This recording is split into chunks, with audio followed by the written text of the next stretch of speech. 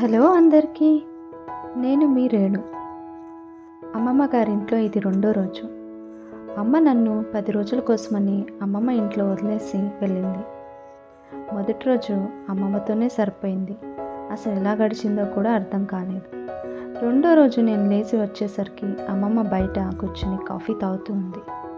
నేను లేచి రావడం చూసి, నీకోసమే నేను ఎదురు చూస్తున్నాను, ఎప్పుడు లేస్తావా అని వంటింట్లోకి వెళ్ళి నాకు కూడా ఒక కాఫీ తీసుకుని వచ్చింది.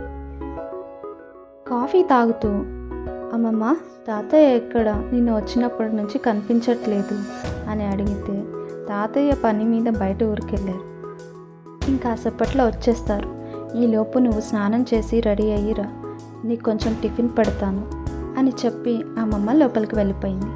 నేను మాత్రం ఒక్కదాన్నే బయట కూర్చుని కాఫీని ఎంజాయ్ చేస్తూ చక్కగా ఫినిష్ చేసి ఫ్రెష్ అవ్వడానికి వెళ్ళాను. నేను స్నానం చేసి బయటకు వచ్చి చూసేసరికి ఒక అబ్బాయితో అమ్మమ్మ మాట్లాడడం చూశాను. అతనికి 24-25 సంవత్సరాలు ఉంటాయి. నన్ను చూసిన అమ్మమ్మ దగ్గరకు పిలిచి, ఇతను మీ మామయ్య కొడుకు రవి, వరుసకు నీకు బావ అవుతాడు అని రవిని నాకు పరిచయం చేసి అమ్మమ్మ నాకు టిఫిన్ పెట్టడానికి లోపలికి వెళ్ళింది. నేను రవి బావ కలిసి చాలా మాట్లాడుకున్నా. పరిచయం కొత్తదైనా కూడా ఎన్నో రోజుల నుంచి పరిచయం ఉన్నట్లు చక్కగా మాట్లాడుకున్నాను. తను బీఎస్సీ అగ్రికల్చర్ చేశానని, ఊర్లో ఉండడమే తనకిష్టమని, అందుకే ఊర్లోనే సెటిల్ అయిపోయానని, ఇలా తన గురించి చాలా విషయాలు చెప్పాడు.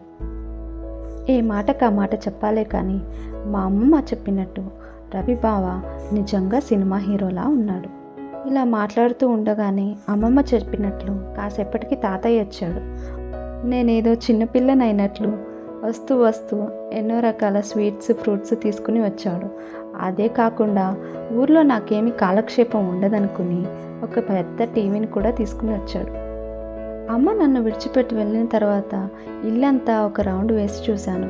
ఎక్కడా ఒక టీవీ కూడా కనిపించలేదు. ఇంత పెద్ద ఇంట్లో, ఇంత పెద్ద ఊరిలో కనీసం టీవీ కూడా లేకుండా మనుషులు ఎలా బతుకుతారా అని చెప్పేసి ఆలోచించాను. కానీ మొదటి రోజు గడిచేసరికి ఆ అవసరమే లేకుండా పోతుందని నేను ఎప్పటికీ ఊహించలేదు. తాతయ్య ఎంతో ప్రేమగా నా కాలక్షేపం కోసం అది తెచ్చిన టీవీని వదిలేసి నేను తాతయ్య వచ్చిన దగ్గర నుంచి మాట్లాడుతూనే ఉన్నాను. ఎంతసేపు మాట్లాడుకున్నామో చెప్పలేము, కానీ చూస్తూనే చీకటి పడిపోయింది. ఇంతలో అమ్మమ్మ తినడానికి వేళయింది రండి అని నన్ను తాతయ్యను పిలిచేసరికి కాళ్ళు చేతులు కడుక్కుని తినడానికి వెళ్ళి కూర్చున్నాము.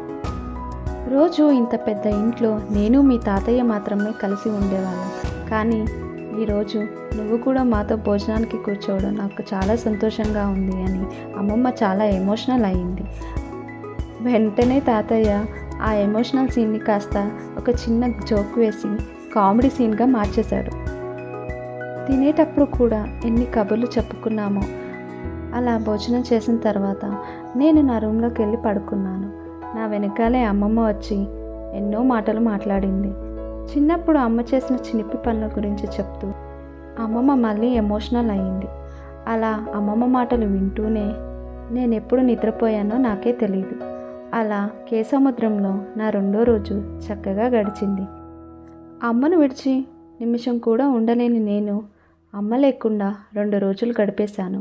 ఇదంతా కేవలం అమ్మమ్మ తాతయ్య వల్లనే. అలా 2 రోజులు టీవీ, సెల్ ఫోన్ ఇలాంటివేవీ లేకుండా కేసముద్రంలో చాలా హ్యాపీగా గడిపేశాను. తెలుగు సిరీస్ కానీ మీకు నచ్చినట్లయితే please like, share and subscribe to Telugu bed time stories. And please wait for day 3. Bye friends.